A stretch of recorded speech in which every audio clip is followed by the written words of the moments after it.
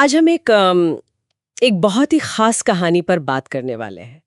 ये कहानी है उत्तर प्रदेश के एक छोटे से गांव से लेकर सीधा जापान तक के सफर की। 17 साल की पूजा पाल की कहानी, जिनकी छोटी सी मतलब वैज्ञानिक सोच ने उन्हें एक राष्ट्रीय पहचान दी है। हाँ। और हमारे पास जो जानकारी है वो एक लेख से है, तिरपाल से जापान, पूजा की वैज्ञानिक उड़ान, उसी पर आधारित है ये पूरी चर्चा। तो आज हम कोशिश करेंगे समझने की कि इस सफर के पीछे की प्रेरणा क्या थी, वो आविष्कार क्या था, क्या-क्या मुश्किलें आईं और वो कौन सा सहारा था जिसने ये सब मुमकिन किया। चलिए तो फिर शुरू करते हैं। सोचिए, पूजा सिर्फ 17 साल की उम्र, और वो अभी भी जापान होकर आई हैं। और रहती कहाँ है? यूपी के एक गांव में।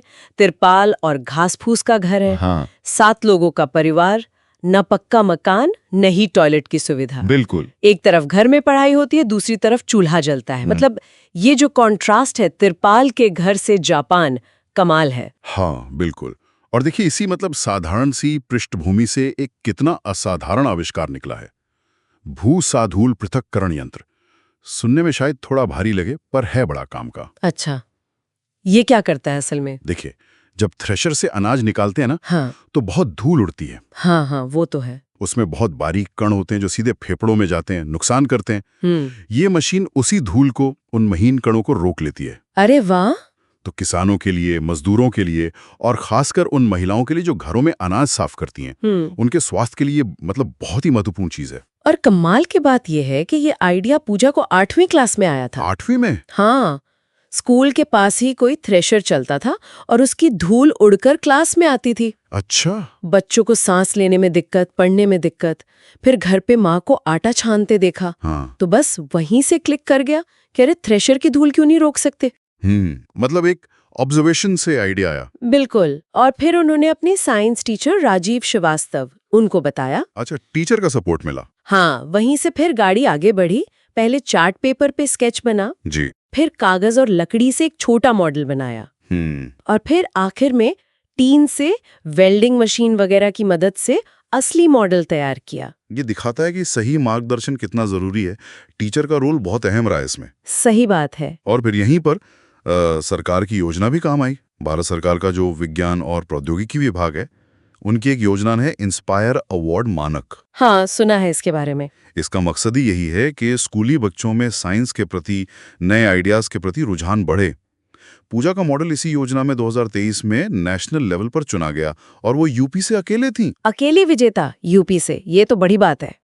और फिर देश भर से जो 60 विजेता चुने गए, उन्हें जापान भेजा गया, सकुरा साइंस एक्सचेंज प्रोग्राम के तहत। अच्छा। पूजा उनमें से एक थी। और आप अंदाजा लगाइए, उस साल 2023 में 7 लाख से ज्यादा आवेदन आए थे इस योजना के लिए। 7 लाख? बाप रे। 7 लाख! मतलब आप सोचिए कि हमारे देश में ग्रास रूट लेवल पर कितनी प्रतिभा है, कितनी जिज्ञासा है। सही कहा। लेकिन यहाँ एक सवाल भी उठता है कि क्या हम इन सारी प्रतिभाओं को सिर्फ पहचान पा रहे हैं, या उन्हें आगे बढ़ने के लिए, सस्टेन करने के लिए भी सही रास्ता और संसाधन दे पा रहे हैं? ये बहुत जरूरी सवाल है। ये योजना तो एक अच्छी शुरुआत है, पर आगे क्या? बिल्कुल। खैर, इस पहचान ने पूजा और उनके परिवार की जिंदगी पर तो यकीनन बहुत असर डाला होगा। हाँ बिल्कुल। गाँव के लोग अब उनके घर को जापान वाले का घर कहने लगे हैं। अच्छा।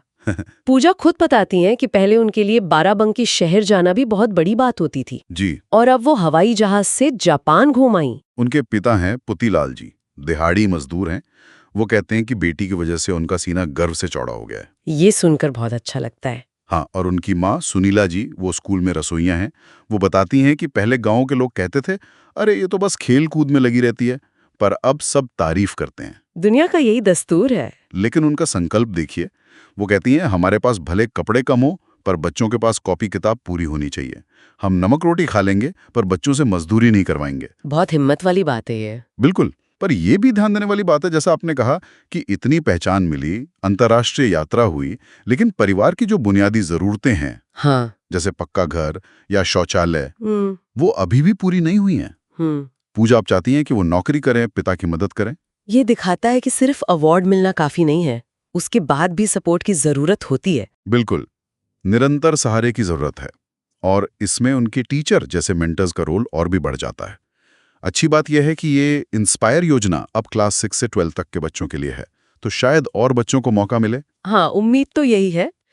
तो इस पूरी कहानी से मतलब सार क्या निकलता है? पूजा की यात्रा एक छोटी सी ऑब्जर्वेशन से शुरू हुई और राष्ट्रीय पहचान अंतर्राष्ट्रीय मंच तक पहुंच गई।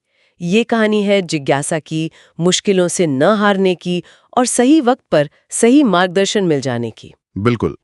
और एक सवाल शायद हम सबके सोचने के लिए है कि पूजा जैसी कितनी ही प्रतिभाएं, कितने ही बच्चे हमारे देश के कोने-कोने में होंगे, जिन्हें शायद हम देख नहीं पा रहे। सही बात है। तो सिर्फ योजनाओं या अवार्ड्स के अलावा हमें जमीनी स्तर पर और क्या करने की जरूरत है, जिससे ऐसी प्रतिभाओं को, खासकर जो मुश्किल हालात से आते हैं, उन्हें खोजा जा सके, उन्हें संवारा जा सके और लंबे समय तक उनका साथ दिया जा सके।